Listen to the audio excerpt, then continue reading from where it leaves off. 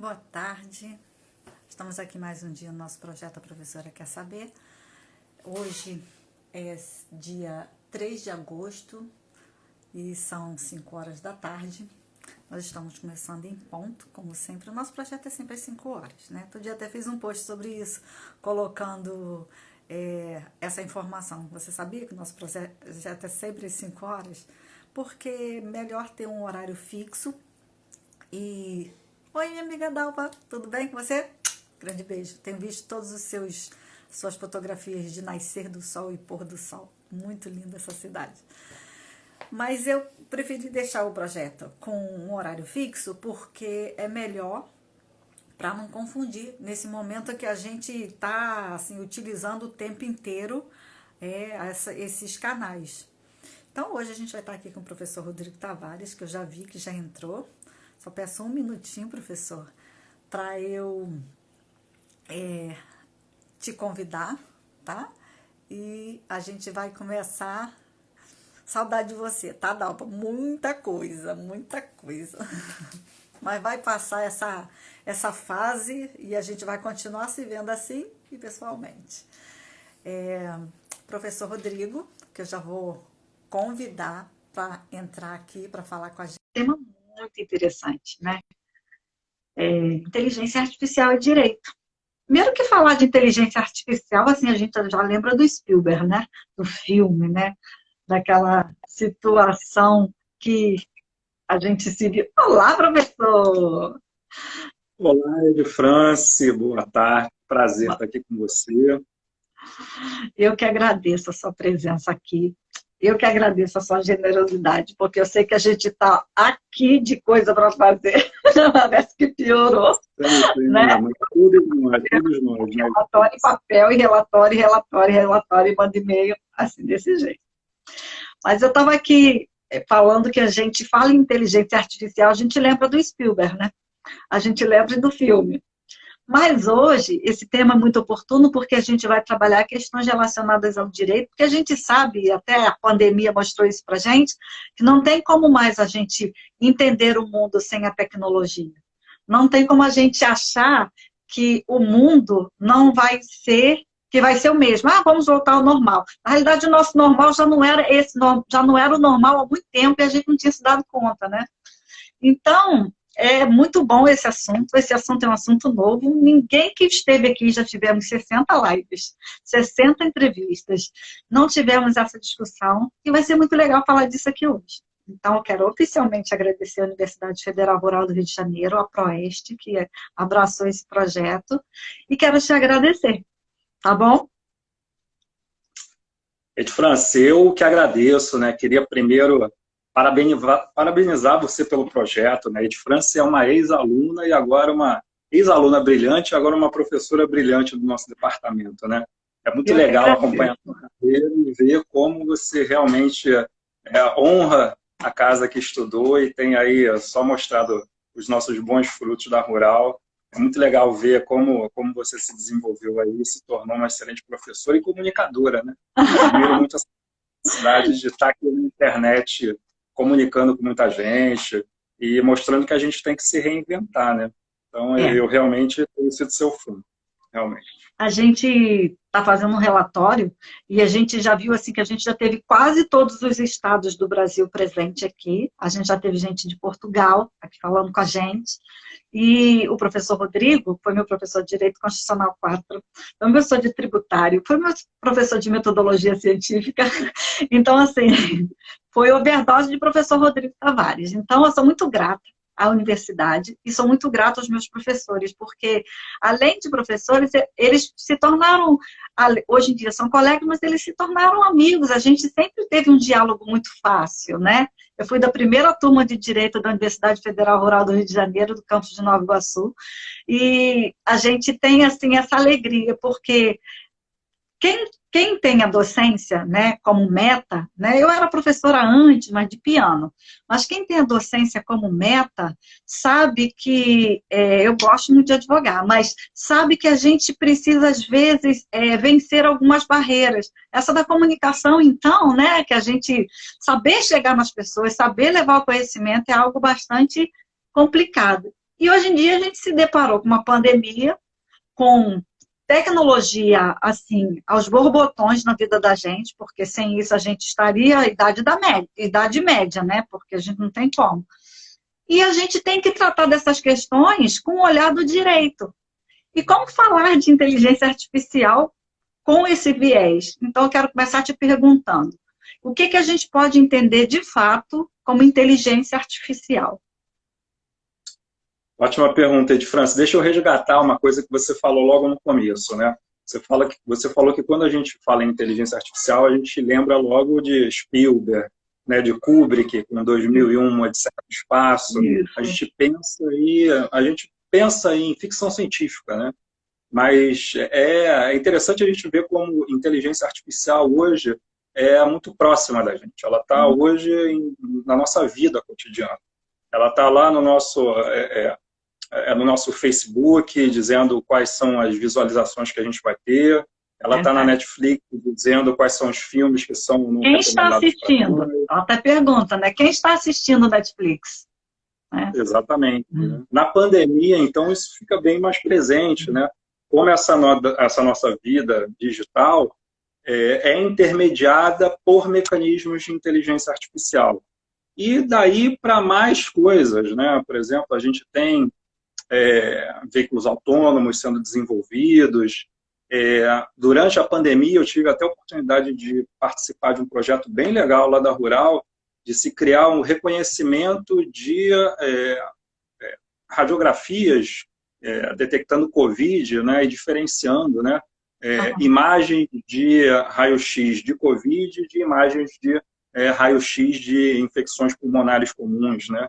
Então, a gente tem diagnóstico.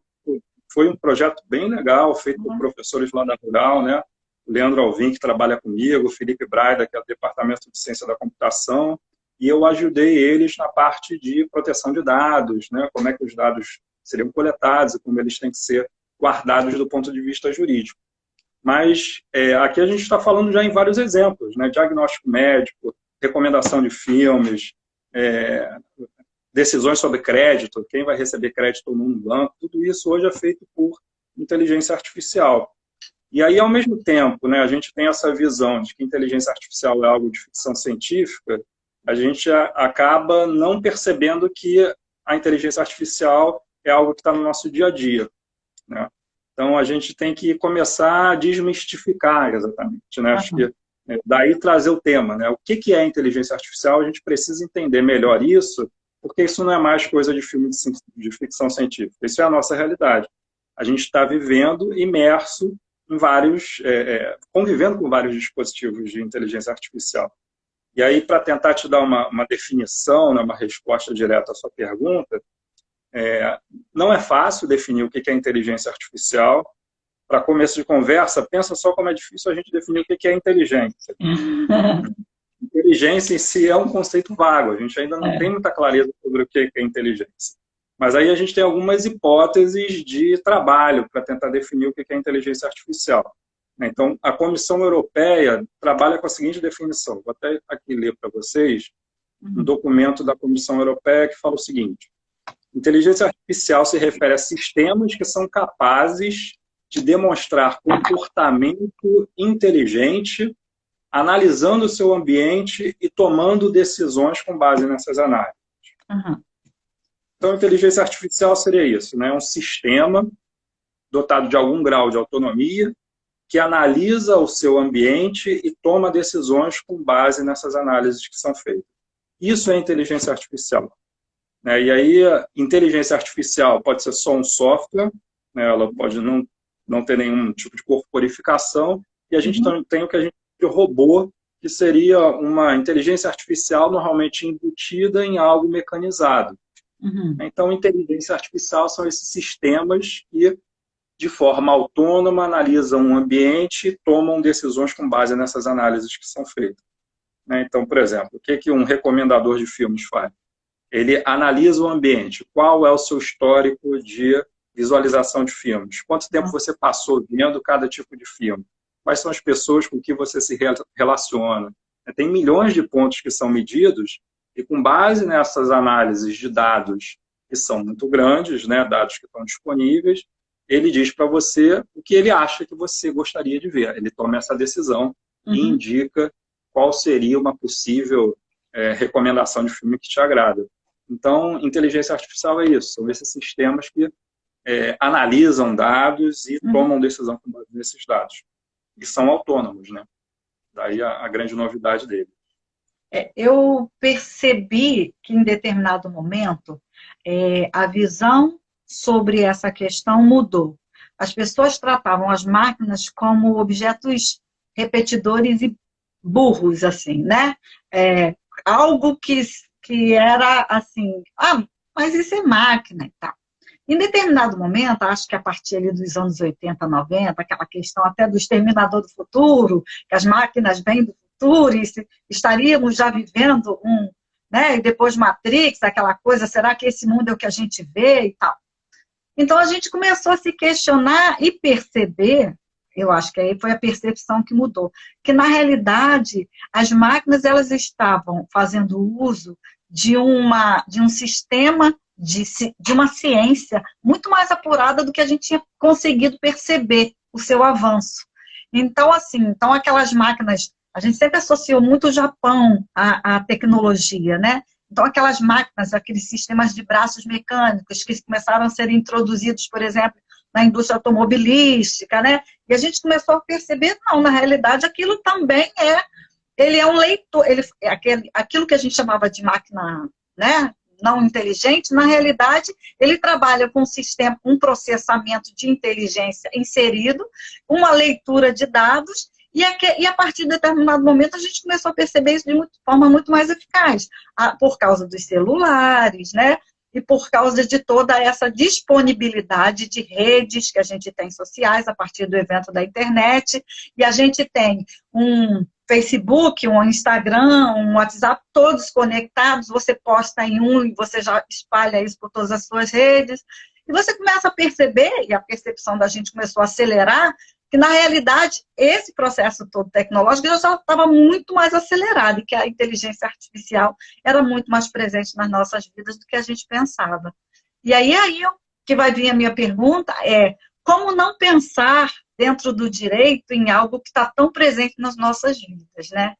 É importante a gente descobrir que se algo existe de forma tão presente e ele é ensejador de valorizar a vida, como você falou, dos exames médicos e tudo mais, como não trabalhar em cima de algum tipo de viés jurídico para essas questões relacionadas à inteligência artificial. Então, eu acho que o grande mote dessa entrevista é como é que essa associação pode ser feita, professor? Então, Ed France, realmente, é o que você falou, não tem como, né, o direito continuar tentando tapar o sol com a peneira e achar que as suas tradições vão se manter sem que elas sejam transformadas por uma tecnologia que é tão disruptiva, né, que muda tanto as nossas vidas, né? Ela está mudando a forma como as pessoas namoram, como elas se conhecem, como se comunicam, né, como trabalham. Então, é claro que o direito também vai ser modificado por isso, né? É claro que a gente tem algumas resistências, porque o direito é uma força de manutenção do status quo em alguma medida, né? O direito é uma força que resiste a mudanças por sua própria natureza, né? Um fator de estabilização social. Então, é um campo, né, que não é muito afeto a mudanças radicais, né? A gente ainda aprende direito romano. Eu, quando entrei na faculdade... Eu também. Professora Débora Roland que me passou direito romano. No século XXI, a gente aprende direito romano. É claro que tem um porquê, está no currículo, né? O direito romano é a base do sistema romano-germânico que a gente até hoje continua vivendo, mas isso mostra também a força da permanência do direito como instituição. Então, é claro que a gente tem essa mentalidade de manutenção, juristas têm dificuldade de trabalhar com mudanças, é uma carreira afeta tradições, né? Mas eu acho que você falou perfeitamente, a gente não tem mais como não ver essa realidade, né? Então, acho que chega um momento em que isso é inevitável, e a gente está começando a ver, né? Então, eu tenho pensado no seguinte, a gente pode dividir, assim, para tentar ser didático, em duas formas de relação do direito com a inteligência artificial, né? Então, a primeira forma seria o seguinte, né? Como a inteligência artificial vai modificar o dia a dia de quem faz o direito, né?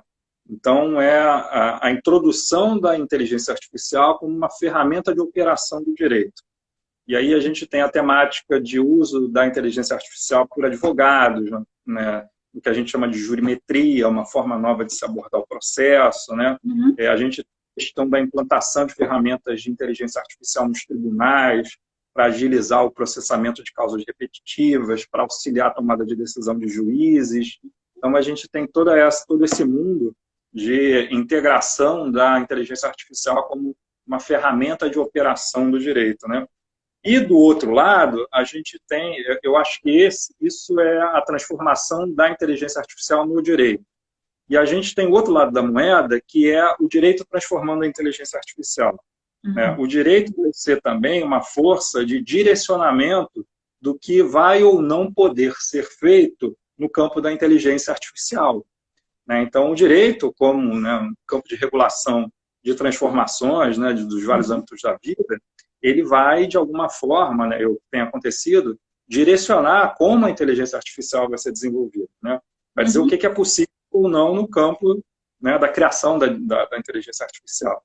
Então, a gente começa a ouvir discussões, por exemplo, sobre discriminação algorítmica, né? Como é que os algoritmos que estão na base, né, desses mecanismos de inteligência artificiais podem reproduzir e intensificar discriminações em relação à raça, gênero e as discriminações que estão latentes na sociedade e que podem, né, se imiscuir nas bases de dados que vão alimentar a inteligência artificial. E isso vai repercutir depois, né? Então, por exemplo, já tem algoritmos de policiamento preditivo nos Estados Unidos, né, que eles dizem para os policiais aonde eles devem ir com base nos registros de criminalidade. Então, para tentar fazer uma racionalização do policiamento, a inteligência artificial diz, olha, ali tem mais incidência de crime, então manda o policiamento para lá. É um algoritmo que está fazendo isso. Só que se a gente para pensar como esse algoritmo é construído, a gente logo identifica que, dependendo da onde eu digo que os crimes ocorrem, eu vou ter um resultado final do meu algoritmo. O algoritmo ele trabalha com uma base de dados. Então, no Rio de Janeiro, o algoritmo vai mandar a polícia, né, para as áreas da periferia, né, para as comunidades. Não ia mandar para Vieira Solta. Mas porque não tem crime na Vieira Solta? Não, porque o crime da Vieira Solta não costuma ser punido no mesmo grau que os crimes que acontecem nas comunidades. Entendi. Então, o algoritmo ele pode ser uma força de discriminação. E aí você tem que ter o direito para dizer como o algoritmo tem que ser construído. Criar um direito de auditamento desses algoritmos. Então, esse é outro nível de diálogo entre direito e inteligência artificial, que tem crescido. Né? Então, o começo de regulação de como os algoritmos funcionam. A gente está agora na ordem do dia com a discussão sobre fake news, por exemplo. Né? O projeto de lei que foi aprovado no Senado, tratando justamente, né, da desinformação na internet, e um dos grandes temas é o uso de contas automatizadas. São os famosos robôs. Né? Robôs são inteligências artificiais especializadas em processamento de linguagem natural, são chatbots. Né? Então, são robôs que conversam com seres humanos. Alguns enganam a gente. Né? No meio da pesquisa, eu tenho entrado aí na internet, conversado com chatbot, e às vezes a gente fica impressionado com o nível de desenvolvimento dessas ferramentas. Né? E aí a gente tendo uma resposta legislativa tentando dizer, né, como eu vou tratar com esses chatbots que estão sendo utilizados para espalhar desinformação política. Agora, na pandemia, a gente tem uma campanha de desinformação gigantesca em relação à Covid, que é levada em grande parte por essas contas automatizadas. Então, aí o direito entra como freio, né? Entra como freio de arrumação, como fator de regulação. Então, a gente está começando a ver esse tipo de coisa. A Lei Geral de Proteção de Dados é outra lei importantíssima, né, quando a gente fala de inteligência artificial. Então, a gente tem esses dois campos, né? A gente tem a inteligência artificial que transforma o direito e o direito que transforma, o guia transforma a criação da inteligência artificial e o uso dela. A gente às vezes fica até um pouco incomodado, assim, eu amo tecnologia, mas às vezes a gente fica incomodado porque você não pode pesquisar assim, tipo, água mineral. Tudo que você fizer dali para frente vai vir uma garrafa d'água mineral, um copo d'água mineral, fonte de água mineral, aí a gente fica meio sobrecarregado, né? E aí você tocou num ponto que eu acho muito interessante. A gente, quando estuda direito, a gente aprende que a verdade real, muitas vezes, ela assim, ela é deixada de lado a partir da verdade processual, né? Porque o direito ele tem um outro olhar, porque a partir do momento, quando nós resolvemos as coisas entre nós particulares, ok, mas uma vez que a gente chama o direito para a solução de uma lide, significa que vai existir uma verdade processual, porque às vezes não condiz com aquela verdade real, a gente sabe disso. E como eu costumo dizer sempre, até para colegas em audiência, eu digo, o direito mora em cima da mesa, você vai puxar de lá, eu não puxo de cá, mas o direito é o mesmo. E aí a gente agora tem essa questão da verdade dos dados. Porque a gente, como você tratou, você tem agora até essa questão do fake news, porque a gente está trabalhando com logaritmos, não que burlam dados, mas que se utilizam de dados dessa forma ou de outra, a partir do direcionamento para essa ou aquela leitura. Então, a gente passaria a ter, a partir desse momento, um direito que analisa uma verdade sobre os dados. Qual é o limitador disso? A gente já tem uma justiça que está fazendo uso, né, agora de peticionamento eletrônico. De um tempo para cá, a gente teve a 11.419, né? Então, a gente teve toda essa mudança. Com algumas resistências que vão ter que cair, porque não há como retornar, e a gente percebe que o avançar é para uma audiência também online, e a gente vai ter que vivenciar essa realidade, porque a pandemia até provou isso. Não tem como, a partir de um momento até de um retorno social, a gente achar que algumas questões não ficarão no mundo virtual, com esse uso de tecnologia. E aí, como é que a gente pode, a partir de uma leitura que não é nossa, humana, que é uma leitura de bits, de informações, de uma linguagem binária, como fazer isso a partir do direito? Então, Ed Francis, outro ponto que você tocou que é fundamental, né? Hoje tem até uma frase que está virando já um chavão, né, de que os dados são o novo petróleo, né? Isso. Então, quando a gente fala em inteligência artificial, a gente está diretamente falando sobre discussões de proteção de dados também, né? Porque os dados eles são o combustível que vão alimentar a inteligência artificial.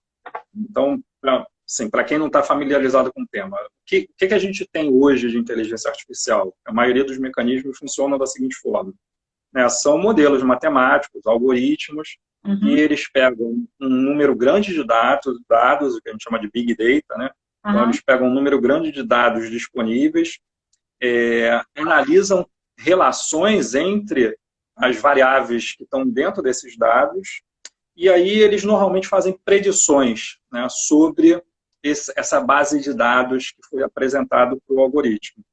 Então, por exemplo, a gente pega num banco, você tem lá o histórico de utilização de crédito, gênero, profissão, aonde mora, você tem uma infinidade de dados que um algoritmo vai processar e ele vai classificar as pessoas como tendo risco alto, baixo ou médio de pagar ou não o crédito que tomaram junto ao banco. O que acontece, então, é o seguinte, essa inteligência artificial que toma a decisão, ela toma a decisão com base nos dados que foram apresentados a ela. Ela não faz... E aí, volto ao que você falou, as máquinas, elas são inteligentes entre aspas, né? O que os computadores hoje fazem é que eles conseguem computar e encontrar correlações entre um número muito grande de dados, mas eles ainda só são capazes de computar, né? Eles são capazes de verificar regularidades estatísticas e predizer como provavelmente, né, algo se comporta com base nos dados que foram oferecidos antes a ele. Uhum. Então, aí vem mais ou menos todas essas preocupações, né? Como lidar com isso?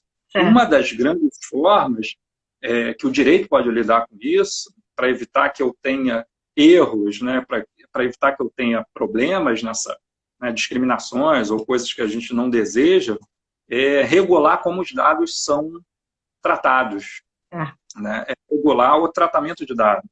É aí que reside grande parte hoje do foco do direito na inteligência artificial.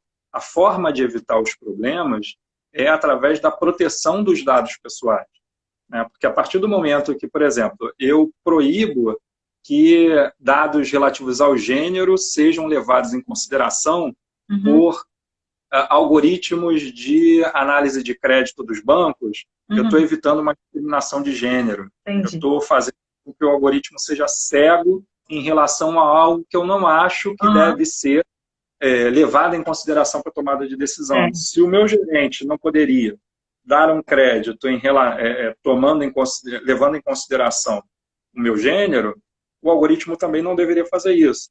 E aí vai ser na questão, né, dos dados é que eu vou poder controlar isso.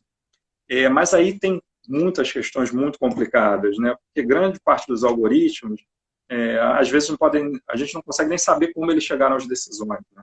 É o que a gente chama de algoritmos black box, né? Caixas pretas, né? Eles são tão complicados que a gente não sabe quais são os pesos que eles atribuem a cada dado para tomar uma decisão. Então, tem uma discussão muito grande hoje sobre como regulamentar esse tipo de coisa. A LGPD brasileira, o Regulamento Geral de Proteção de Dados, eles falam num direito de explicação às inferências automatizadas. Então, esse é um direito novo, o direito de que me expliquem por que uma decisão foi tomada por um algoritmo, uma decisão que reflete os meus interesses. Então, esse é o tipo de coisa que a gente vai começar a ver cada vez mais frequente no direito. Criar instituições que sejam responsáveis por fiscalizar esse tipo de tomada de decisão automatizada. Né? A gente vai ver daqui a pouco ações civis públicas sendo promovidas, né, por Ministério Público, Defensoria Pública, querendo que determinados algoritmos sejam auditados e sejam explicados como decisões são tomadas. Vamos pensar, por exemplo, no sistema de regulação do serviço de saúde, né, que vive hoje no SUS, né, que fala sobre concessão ou não de internação, procedimentos. Isso tudo é feito também, né, pode ser que seja feito por a inteligência artificial daqui a algum tempo. E como é que isso vai ser fiscalizado? Como é que essas políticas públicas que são baseadas em algoritmos vão ser fiscalizadas? Então, o futuro do direito vai caminhar nesse sentido. A gente vai ter que começar a fiscalizar, pedir explicação de como as decisões são tomadas por algoritmos. A gente tem que exigir que os algoritmos sejam entendíveis. Isso é uma briga, porque muitos algoritmos não podem ser entendidos.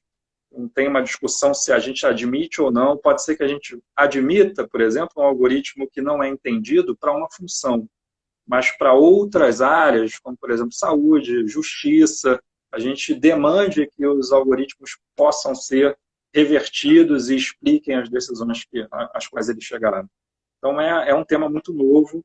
A gente já tem alguma regulação na nossa Lei Geral de Proteção de Dados falando sobre isso, mas é uma novidade muito grande. A gente não tem a Autoridade Nacional de Proteção de Dados que seria responsável para aplicar esse dispositivo, por exemplo. Então, uma curiosidade, essa Autoridade Nacional de Proteção de Dados, ela foi criada pela LGPD, mas a LGPD está sendo constantemente adiada, né? A entrada em vigor da LGPD está sendo constantemente adiada por várias justificativas, né? De que as empresas não tiveram tempo para se adaptar. Depois a Covid foi uma justificativa para o adiamento. É real, pelo menos, né? Já tem, mais ou menos, ela é real, mas uma coisa que foi discutida é a seguinte: grande parte das discussões sobre a Covid já teriam que estar sendo reguladas pela LGPD. Por exemplo, né, a proteção dos nossos dados celulares que estavam sendo utilizados para criar aqueles mapas de calor, para dizer como é que estava o fluxo de pessoas nas cidades. Isso envolve questões de privacidade muito importantes que estão regulamentadas na LGPD. e a LGPD está sendo colocada para frente, para frente, para frente, Uhum. e não se cria a tal Agência Nacional de Proteção de Dados. E é isso, a gente está nessa fase, uma fase nova, né? Assim, a gente está desenvolvendo os mecanismos para Uhum. tomar conta desse tipo de problema que você trouxe, França. Está E construindo. a gente pode, então, vislumbrar um novo o direito os direitos da personalidade, né, que estão no Código Civil, e claro que tem o direito da Constituição, né, claro, mas a gente já pode, daqui a pouco, perceber que vai estar inserido lá no texto, daqui a pouco, essa proteção também, né? Mas interessante é que a gente trabalha, por exemplo, no sistema, quando a gente trabalha com computador, e a gente está aqui na internet, a gente está fazendo uso de um aplicativo, e a gente tem a preocupação com esses sistemas de firewall, que a gente quer também algumas proteções, mas na realidade a proteção que a gente quer para um sistema que a gente se sente desprotegido dele, é um sistema que se utiliza do mesmo procedimento para nos proteger, é a própria tecnologia protegendo a gente da tecnologia. Então, eu sei que na Rural, vou até te pedir depois para você falar disso, essa questão do mestrado que a gente tem lá, e eu sei que você está muito envolvido, que trata dessas questões, porque a gente vai ter que juntar esses dois mundos, né? A gente vai ter que ficar com a toga, né, como elemento de tradição no direito, mas a gente vai ter que dar uma atualizada nas mentes, porque a gente vai ter que entender que não bastam mais os papéis, né, os papiros, a história do direito é linda, mas a gente vai ter que dar uma juntada com esse mundo que a gente entende meio que virtual, mas que é tão dentro da nossa realidade, porque ninguém se imagina sem um celular na mão, ninguém se imagina, né, sem ter como falar com as pessoas. Hoje em dia é uma realidade, não é mais um desenho animado dos Jetsons, a gente andar numa esteira, ou ver o outro enquanto fala, a gente faz isso agora o tempo inteiro. Eu vi uma entrevista uma vez com o Will Smith, que ele conversava com uma robô, você já deve ter visto, e ela discutia com ele o tratamento que ele deu aos robôs no filme Eu, Robô, né? E ele fica assim, a gente vê que visivelmente ele fica constrangido quando ele faz uma brincadeira com ela de mau gosto, tipo, que isso era máquina, né? E ela fala, você se sente bem com isso, de maltratar, sabe? E aquilo, assim, foi desconcertante, porque a gente percebe nas feições dele que ele não estava preparado para aquele tipo de inteligência que estava ali na frente dele. É claro que isso ainda não chegou na ponta final do consumidor, até certo modo, mas a gente sabe que sim, mas não naquela proporção de ter um robô humanizado dentro da casa da gente, né? A robô Rose, né, dos Jetsons, né, que fazia tudo. Mas a gente já tem isso em outras situações, no seu microchip, né, no seu dia a dia, a gente já está um pouco envolvido com tudo isso. E então eu te pergunto, essa aproximação eu acho que vai ser meio que inevitável, né, professor? Com certeza, França. Você deu aí ótimos exemplos. Isso é uma coisa interessante da gente ver, né?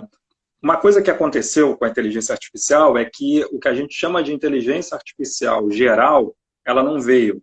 A Rose, né? Então, um assistente virtual, tipo, não sei se vocês viram um filme chamado Her, né? Ela, né? Com Joaquin Phoenix, e a voz é da Scarlett Johansson, e aí ela faz uma assistente virtual, tipo a Alexa, a Siri, né? Mas ela é tão sofisticada que os dois se apaixonam, né? Então, esse tipo de coisa está muito longe, né? Esse tipo de inteligência artificial que a gente chama de geral, que seria capaz de desenvolver todas as tarefas que são desenvolvidas por um ser humano, né? Mas isso daí não é ficção científica, isso vem sendo estudado, né? Então, criação de inteligência artificial de escopo geral. Mas o que aconteceu na prática é que o que se desenvolveu muito mais rápido é o que a gente chama de inteligência artificial específica. Né? Então, são robôs, né, sistemas capazes de realizar tarefas específicas, como reconhecimento de imagens, por exemplo. Sim. Então, inteligências artificiais hoje são mais capazes de reconhecer imagens de raio-x, como eu falei, do que peritos, por exemplo. Né? Você tem inteligências artificiais de processamento de linguagem natural, que são capazes de ler textos, né? De emular uma conversa humana. Você tem reconhecimento de voz. Então, as tarefas foram cortadas e aí você tem a inteligência artificial desenvolvendo com mais habilidade, às vezes, até do que um ser humano, uma determinada tarefa específica. Então, você já teve robô ganhando o maior enxadrista do mundo, né? Kasparov perdeu para um robô jogador de xadrez, né? O Deep Blue. A gente teve há pouco tempo algo muito mais importante, porque o computador da AlphaGo ganhou um jogador de um jogo oriental chamado Go, que a diferença do Go para o xadrez é que o xadrez você é capaz de computar com algum grau todas as possibilidades do jogo. Né? Você matematicamente tem todas as possibilidades de casa computáveis. O Go tem mais possibilidades de casas, né, de arrumações do tabuleiro do que existem átomos no universo. Nossa. Então, o computador ele não poderia ser só uma máquina de calcular. Ele teve que ser construído de uma forma que ele agisse próximo ao que um ser humano faz, de excluir os caminhos que não são interessantes, agir de forma que uma inteligência humana faz. E esse AlphaGo Zero ganhou o maior jogador de Go do mundo por 4-1, né? Então foi uma vitória cachapada. Alemanha, hein? Nossa, foi bem. Brasil e Alemanha. Dizem, né, que a Coreia do Sul acordou deprimida depois que o campeão deles perdeu lá para o AlphaGo. Foi um negócio sério mesmo, né, porque foi meio que uma derrota do ser humano para a máquina. Né? Mas, ao mesmo tempo, muita gente se descortinou assim de que é um tipo de inteligência nova e etc. Mas, voltando lá para o que a gente estava conversando, né? Então, o que está acontecendo agora é que essas inteligências artificiais específicas também estão começando a entrar no nosso dia a dia como advogados. A gente não tem um juiz robô que você vai falar que nem a Rose. Só que hoje a gente já tem, por exemplo, em funcionamento, uma inteligência artificial no Supremo Tribunal Federal que faz a seleção de processos repetitivos para verificar se eles são ou não, se eles estão de acordo com teses de repercussão geral. É uma inteligência artificial chamada Victor.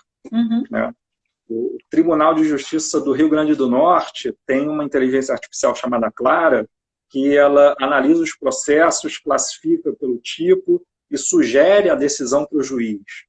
Então, você já tem uma série de ferramentas de inteligência artificial que estão sendo utilizadas já para apoio à tomada de decisão no campo do direito. Né? Então, é aí que a gente tem que começar a rever, e exatamente o que você falou, a gente precisa rever as faculdades de direito, as universidades, tudo que a gente faz, né? Porque a gente não está sendo preparado para essa realidade. Né? E já é uma realidade presente. Né? Se a gente está longe da inteligência artificial de escopo geral, a gente já tem inteligências artificiais específicas que estão impactando de uma maneira muito grande o campo do direito. Né? Tem autores que são até mais alarmistas, né? Tem um autor chamado Susskind, que ele fala que 70% dos trabalhos desenvolvidos por advogados não vão mais existir no futuro. Tem gente que fala que isso é um exagero. Os trabalhos vão ser transformados. Né? Então, as atividades repetitivas vão deixar de existir, porque é aí que reside justamente a grande potência da inteligência artificial. Pegar grandes volumes de dados, aprender padrões e predizer, com base nos dados existentes, o que deve ser feito. Se você pega processos repetitivos, eles se encaixam perfeitamente nesse modelo. Um monte de processo igual, né? Milhares de processos iguais, eles se resumem a uma fórmula do que fazer, algumas alternativas. E o computador, né, a inteligência artificial, vai fazer isso de forma muito mais rápida e eficiente do que um ser humano. Só que o ser humano entra toda vez que a gente tem a diferença, né? Quando a gente tem um processo que não se encaixa exatamente no padrão. Então, aí está o futuro da advocacia, o futuro do ensino jurídico, é justamente esse elemento humano, né? Esse elemento do original dentro desse universo do repetitivo. Né? Dar uma solução para algo que nunca apareceu antes. Então, isso as máquinas não são capazes de fazer, ainda. Né? Você usou uma expressão aí que eu quero pegar de gancho, né? A gente já está 40 minutos. Que boa, né? Você falou, matematicamente falando, E a gente sabe que o povo do direito acho que são pessoas assim, têm um pensamento crítico, escrevem bem, são prolixos até. Mas quando a gente fala de 30% de honorável, o cara já não sabe mais fazer conta. Porque ele já saiu desse mundo em que a matemática habitava como senhora, dona da situação, e ele já veio e fala, eu sou de humanas. Ao mesmo tempo, a gente tem a galera do TI, eu tenho um aqui em casa, meu filho é de TI, né, que a pessoa se diverte no sol fazendo exercício de matemática. A vida da pessoa, né? E se quiser fazer uma proposição que você tem que estabelecer uma certa crítica de uma leitura a partir de alguma coisa, aí já cansa. E a gente tem, né, essa questão até dos hemisférios cerebrais, né, a utilização mais...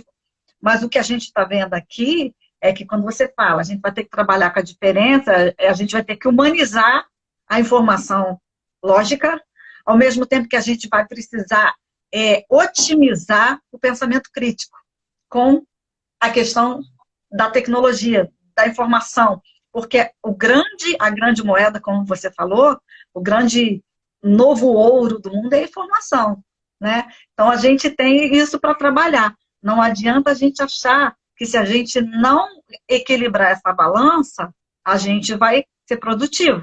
Daqui para frente, a gente vai ficar patinando. Ou no direito, eu acho até que só no direito, porque a tecnologia ela avança exponencialmente.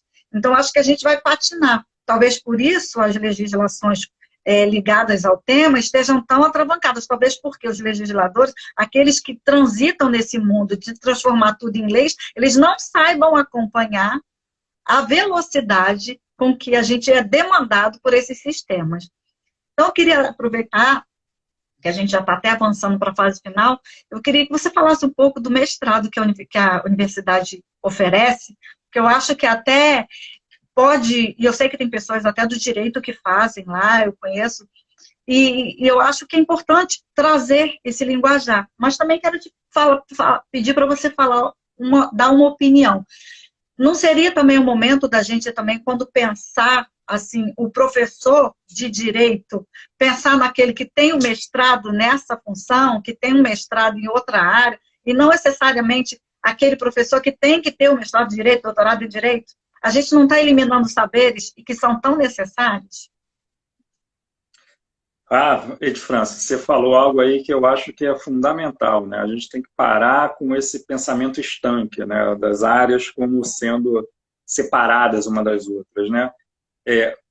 Acabou, assim, esse universo do profissional que está isolado na sua área de conhecimento e não consegue dialogar com pessoas de outro campo. Essa ideia do advogado que fala, eu sou de humanas, número, o profissional não tem futuro. Ele não tem como sobreviver, ele não tem como sobreviver no ambiente que está sendo formado, né? Justamente como você falou, onde a informação é a grande moeda de troca. Ele vai ter que falar lá para o cliente dele, ó, o percentual de ganho, né, dado o meu modelo preditivo aqui, que eu contratei, né, de um site de um algoritmo de jurimetria, tantos por cento. Tem que saber alimentar o próprio modelo dele para poder dar estatísticas que sejam confiáveis. Assim, não tem, o futuro vai ser esse, e não tem como pensar que alguém que não tenha fluência matemática não vai sobreviver nesse futuro. Né? E aí a gente tem realmente uma defasagem gigante. O Brasil tem péssimos índices, né, nos resultados do PISA internacional, na fluência matemática. A gente é bem ruim nisso e a gente vê que todos os países em desenvolvimento que lideram, né, o crescimento econômico, né, seus índices de desenvolvimento humano, têm uma formação sólida em linguagens e matemática. Então, a gente tem que dar conta desse déficit, né? Pensando no nosso microcosmo, acho que lá na rural, acho que a gente tem que começar a conversar sobre isso. E o lado bom é que você se formou num instituto multidisciplinar, né? E você sabe do valor você fez seu mestrado em educação, você sabe do valor dessa comunicação entre campos. Por enquanto eu falei só um pouco, né, dessa necessidade do advogado entender o outro lado das ciências exatas. mas o outro lado é muito importante, como você falou também. O engenheiro que só sabe fazer cálculo, né, não consegue entender quais são as implicações técnicas, sociológicas, éticas daquilo que ele está fazendo, também não tem futuro, também não está no mundo em que ele é um dinossauro. Né? E essa contrapartida também está acontecendo. As grandes empresas de informática, elas estão contratando filósofos para os seus quadros, né? Então tem professor de filosofia hoje sendo contratado por Apple, Microsoft, para poder discutir essas questões como filósofo lá dentro. Então, existe essa demanda muito grande também por uma formação ética e humanista de quem está desenvolvendo as ferramentas tecnológicas. Né? Então, um carro autônomo, as discussões hoje sobre, por exemplo, tem uma coisa que está sendo muito discutida, né? Essa questão dos carros autônomos, eles ressuscitam um dilema filosófico antiquíssimo que São Tomás Aquino discutia, que era se é mais, o que é pior, né? Fazer o mal intencionalmente ou deixar que o mal aconteça por omissão. Se existe equivalência entre as duas coisas. Então, imagina um veículo autônomo que tem que decidir entre atropelar uma pessoa ou desviar e atingir, né? Não desviar o curso dele e matar 5 pessoas, ou desviar e matar só uma pessoa. Né? Existe equivalência entre essas duas decisões, como é que eu vou programar isso? Então, os filósofos estão pensando nisso há milhares de anos, e hoje alguém que desenvolve um algoritmo vai ter que ensinar uma máquina a pensar sobre essas coisas também. Então, os dois lados têm que estar em consonância. Né? E aí, fechando, né, o que a gente tem lá no programa de Humanidades Digitais, lá no Instituto Multidisciplinar, é uma das experiências mais interessantes que eu vivi na academia até hoje, que é justamente tentar unir esses dois mundos. Né? O nosso mestrado, ele é um mestrado que tem justamente isso como foco, né? Como as ciências humanas e sociais aplicadas estão sendo transformadas pelas novas tecnologias. E aí a gente tem professores que são de história, educação, direito, geografia e um corpo grande de cientistas da computação dialogando juntos. E é algo sensacional. É muito legal o tipo de diálogo que a gente está tendo. Né?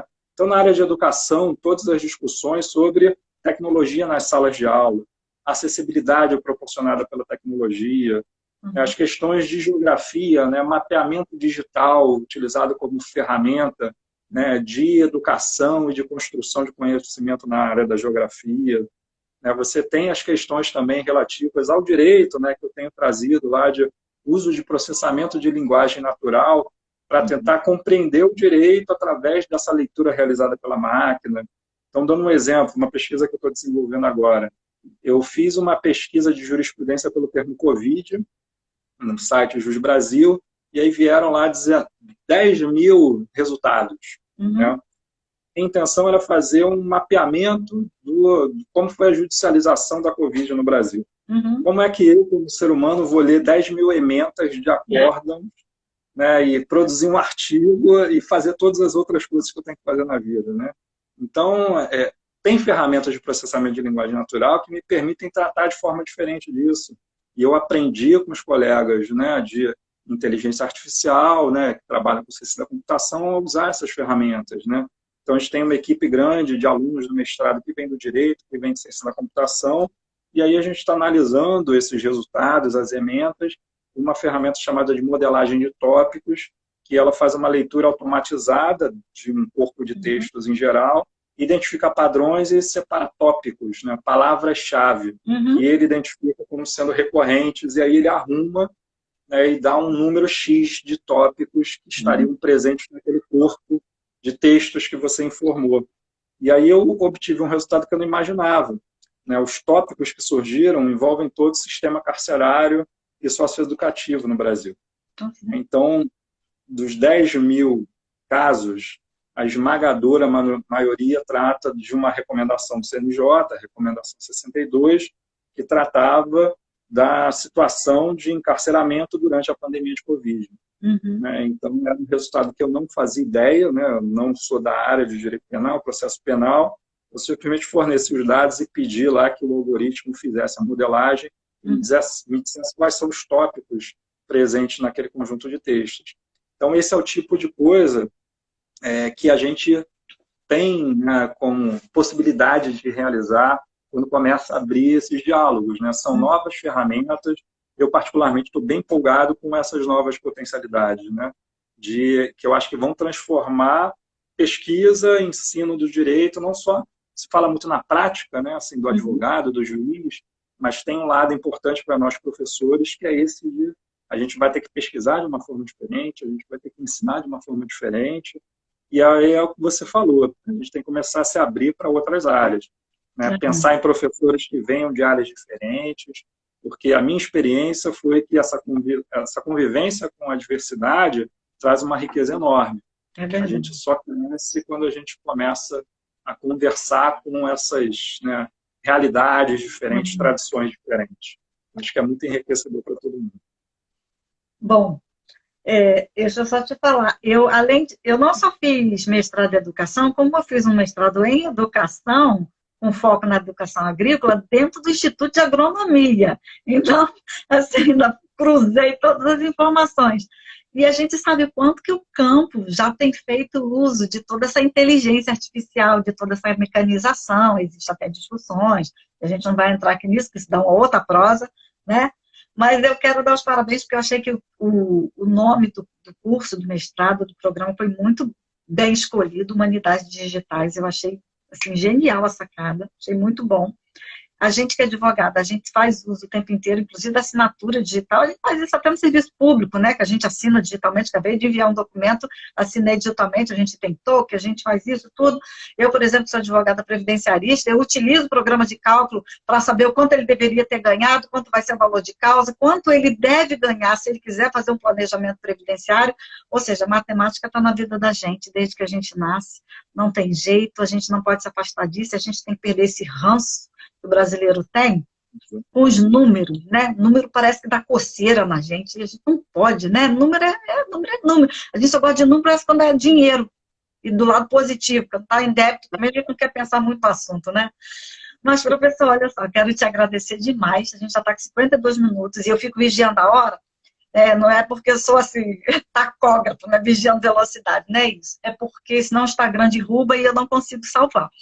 E aí eu te pergunto, eu posso salvar a sua live? Claro, com certeza. Tá. Posso colocar no Instagram? No YouTube, desculpa? Pode. Com certeza. A gente está aí para comunicar com o maior número possível de pessoas. Eu agradeço o espaço, né? Como falei, eu estou achando muito legal esse seu projeto. E vamos lá, vamos conversar sobre essas coisas, né, com o maior número possível de pessoas. Vamos usar as tecnologias para o bem.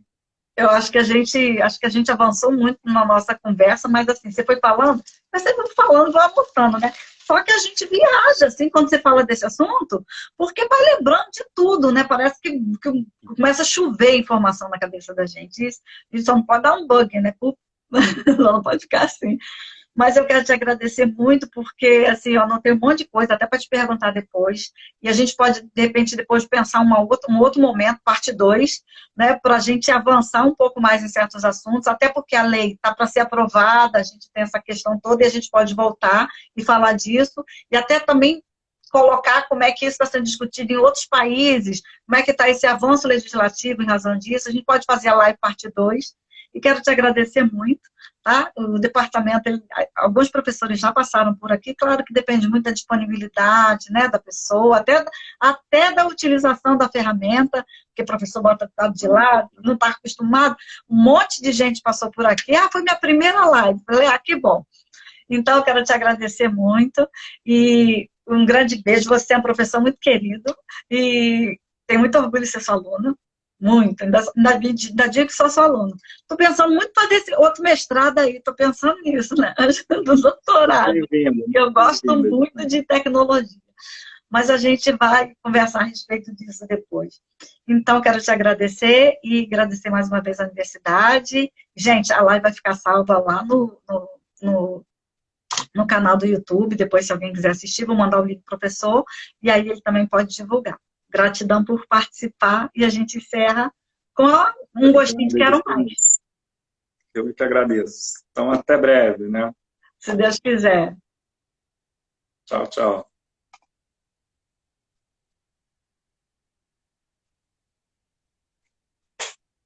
Professor, Oi.